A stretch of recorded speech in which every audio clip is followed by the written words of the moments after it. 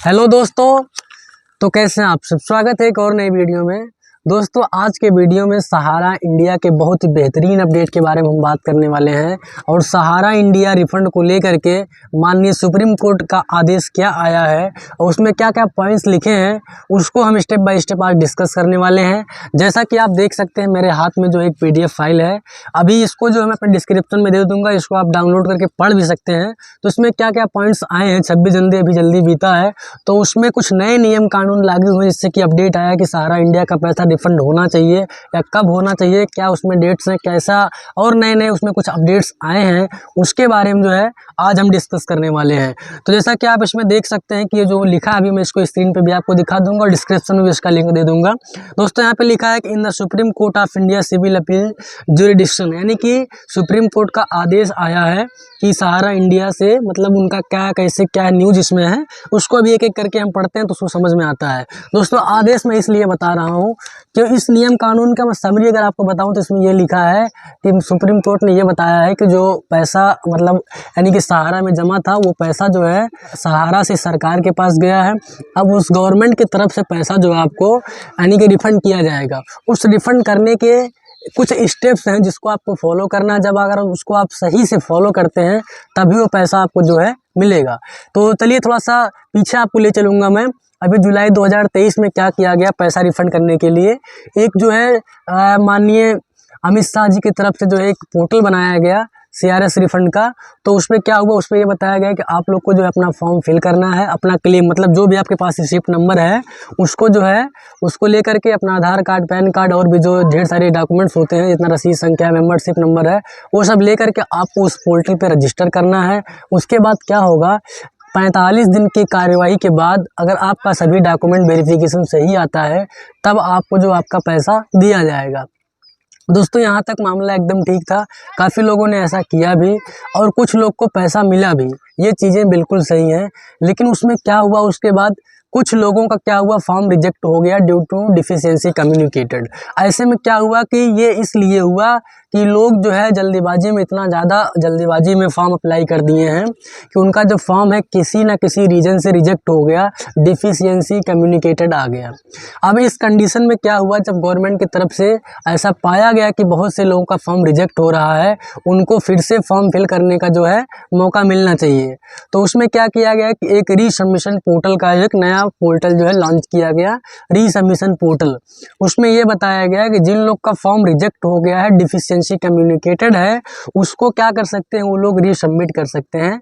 यानी कि रीसबमिट करने का मतलब ये दोस्तों कि अगर आपका फॉर्म जो गलत हो गया है तो उसको जो है आप फिर से रीअप्लाई कर सकते हैं।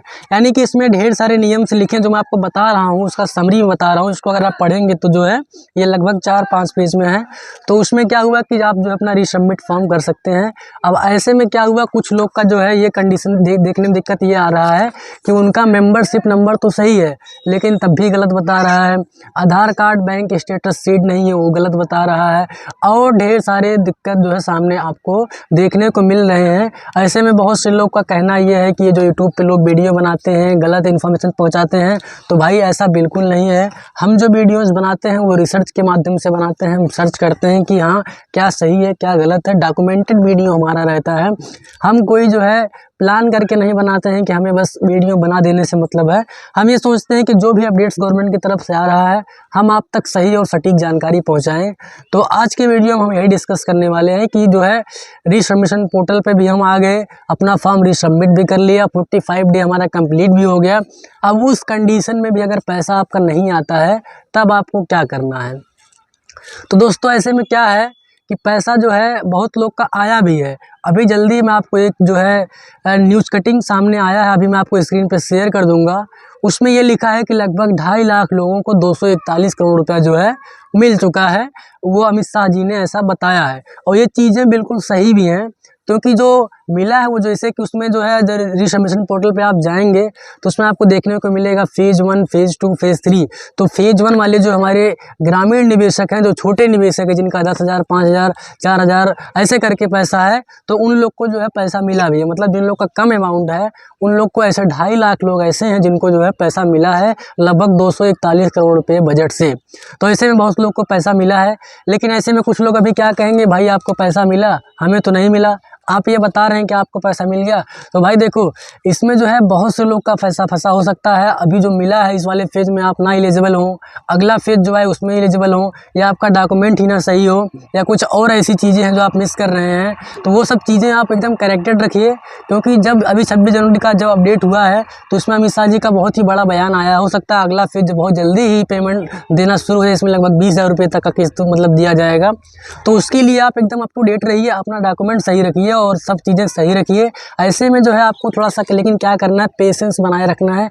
लेकिन ऐसे में क्या होगा, बहुत से लोग का पैसा फंसा है तो ये जाहिर सी बात है लोग को बुरा लगेगा भाई, क्योंकि पैसा जो है बहुत मेहनत से लोग जमा किए हैं। ऐसे में अगर उन लोग को नहीं मिलता है तो वो चीज़ें दिक्कत कर जाती हैं। ऐसे में क्या है, पेशेंस आप बनाए रखिए। बाकी जैसा जैसा अपडेट आता जाएगा, उम्मीद है कि पैसा सबको बहुत जल्दी ही मिल जाएगा। तो दोस्तों इस वीडियो में हम यही डिस्कस करते हैं सुप्रीम कोर्ट का जो आदेश है। जैसा कि इसमें आप देखेंगे, पॉइंट में यहाँ पढ़ रहा हूँ, इसमें लिखा है present application being IA number 5630/2023 has been preferred by the Union of India Ministry of Cooperation for appropriate directions to transfer an amount of 5,000 crores out of unutilized amount of 23,937 crores lying in सहारा सेवी refund account.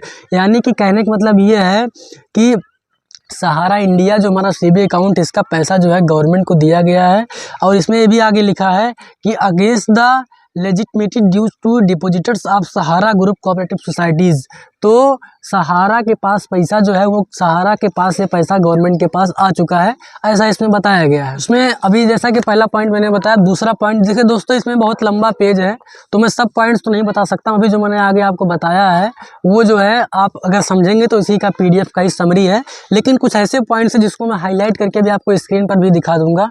जैसा कि इसमें एक और लिखा है कि यानी कि the SEBI in Sahara SEBI refund account which has been deposited pursuant to the earlier direction issued by this court, he has submitted that out the appropriated amount of 1,55,692.7 crores deposited by Sahara India Real Estate Corporation Limited and Sahara Housing Investment Corporation Limited, यानी कि amount 2,253 crores had been taken out from Sahara Credit Cooperative Society Limited and deposited with SEBI an account of dispute of Sahara Real Estate Limited। यानी कि दोस्तों, यानी कि ये इस point में भी यही कवर किया गया कि सहारा सेबी रिफंड अकाउंट जो हमारा है, इससे जो पैसा पूरा है, और सहारा कोऑपरेटिव सोसाइटी है, सेबी अकाउंट है, हमारा इंडिया है, इन सब का पैसा जो है गवर्नमेंट के पास आ चुका है, ऐसा इसमें लिखा है। बाकी इसमें एक बहुत ही इंपॉर्टेंट पॉइंट और उसके बारे में डिस्कस ज़रूर करूंगा। जैसा कि इसमें एक पॉइंट और लिखा है कि the disbursement shall be supervised and monitored by Justice R. Subhash Reddy, former judge of this court, with the able assistance of Sri Gaurav Agrawal, learned advocate who is appointed as amicus curiae to assist Justice R. Subhash Reddy as well as the Central Register of Cooperative Society in disbursing the amount to the genuine depositor of the Sahara Group of Cooperative Societies. The manner and modalities for making the payment is to be worked out by the Central Register of Cooperative Society in consultation with justice R Subhash Reddy, former जज of this court and Shri Gaurav Agarwal learned advocate. यानी कि दोस्तों ये supreme court का आदेश, अभी जो मेरे हाथ में ये पेज आप देख रहे हैं, ये सुप्रीम कोर्ट का आदेश है।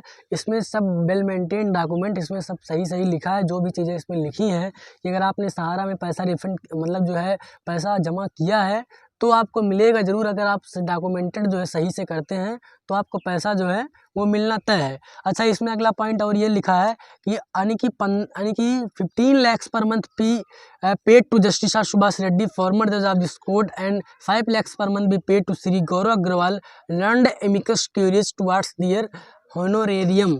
यानी कि एक पॉइंट्स और इम्पॉर्टेंट इसमें है कि be directed the amount be paid to the respective genuine depositors of Sahara group of cooperative societies out up to appropriate amount of 5,000 crores at the earliest but not later than 9 months from today. The balance amount thereafter be again transferred to the Sahara SEBI refund amount. The present IA stands disposed of the terms of the above।